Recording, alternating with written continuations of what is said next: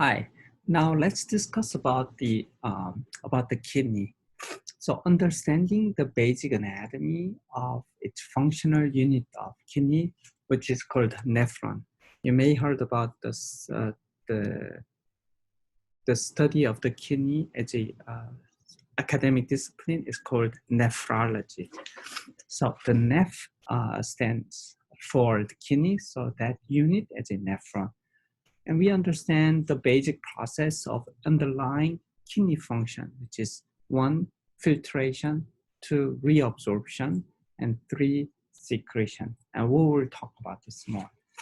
And finally, understanding the biophysical processes responsible for regulation of filtration, which happens inside the glomerulus. So first of all, let's bring some data here. So in the kidneys. So first, there are a number of substances which passes through the kidney. And let's look at the flow through renal arteries per day and flow through ureters, which directly goes down to our bladder, which will come out as a pee per day, and the ratio through ureters with respect to total renal exposure as a percentage. First of all, the anatomic location of kidney is right below the heart. So the cardiac output of from left ventricle through the aorta, this aortic arch goes down, and then one of the feeds to major organs, including kidney. So kidney is quite close to the heart, so the pressure of these renal arteries also very high. So let's take a look. The flow through renal artery per day is almost like 1730 liters, which is an enormous amount of blood. And we know that inside the blood, if you centrifuge, about 40% is cells. Most of them are red blood cells.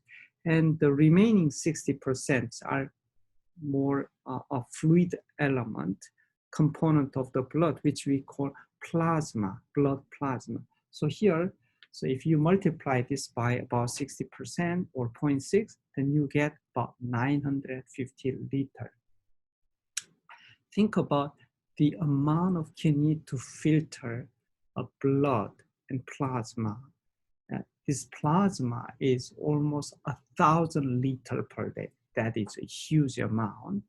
And what's the final outcome? Through the kidney, it generates urine output, and urine's mostly water. So let's see how much do you produce a urine a day. Yeah, that's about 1 to 1.5 liters per day.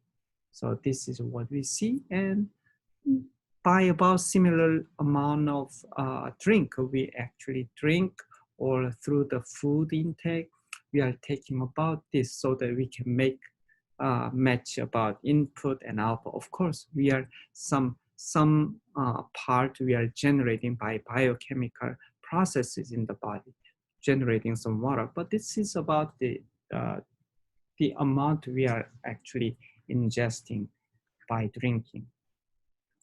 And another very important role of the kidney is to keep the ionic balances in the body, which is very, very important for homeostasis for many organs and many processes in the body. So let's see how can we do for these critical ions, such as sodium. And through this plasma, sodium is 133,000 millimole is passing through. And what comes finally through the ureters or to your bladder is only 103 millimole, which is 0.16%, which is very small. And what about potassium? Like with the sodium and potassium, which makes a concentration gradient inside and outside of the cell. So this formed a very important physiological processes in our body. So keeping the concentration of this is very, very important. For example, in a neuron, so you know that the neuron communication with another neuron is through chemical synapse, and the sending out the signal is through the so-called action potential, which is process which is maintained by the on and opening of the ion channels, such as sodium and potassium channels. And inside the cell and outside the cell, the concentration of sodium and potassium ions are almost one order of magnitude, 10 times different. To keep that, we have to have a hard-working ion channels on the cells. And so the amount of this keeping the ionic concentration in the interstitium is very important. And that is kind of controlled by the kidney. So here the potassium is over 3,800 millimole, and eventually it comes out ureter at 50 millimole, which is also less than 0.1%, which is a remarkable. And what about other ions, such as bicarbonate, HCO3 minus? Bicarbonate does a very important role to keep our pH in our body fluid. And look at this.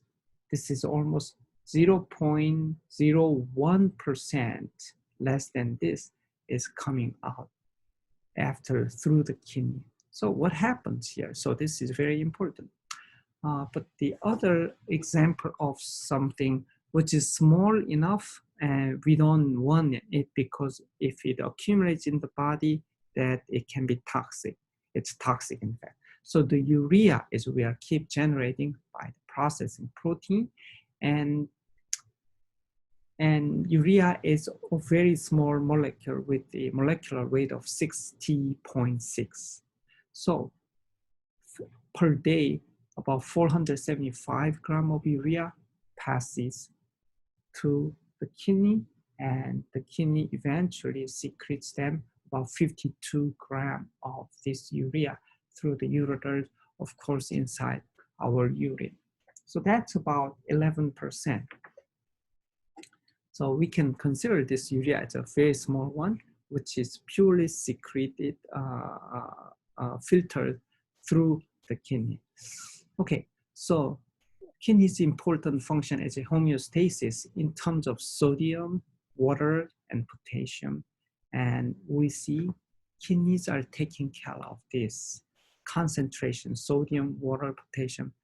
Do you know whether you are actually measuring how much of water to drink and sodium? You don't, and I don't. And somehow these are contained in our food, usually more, maybe more than enough.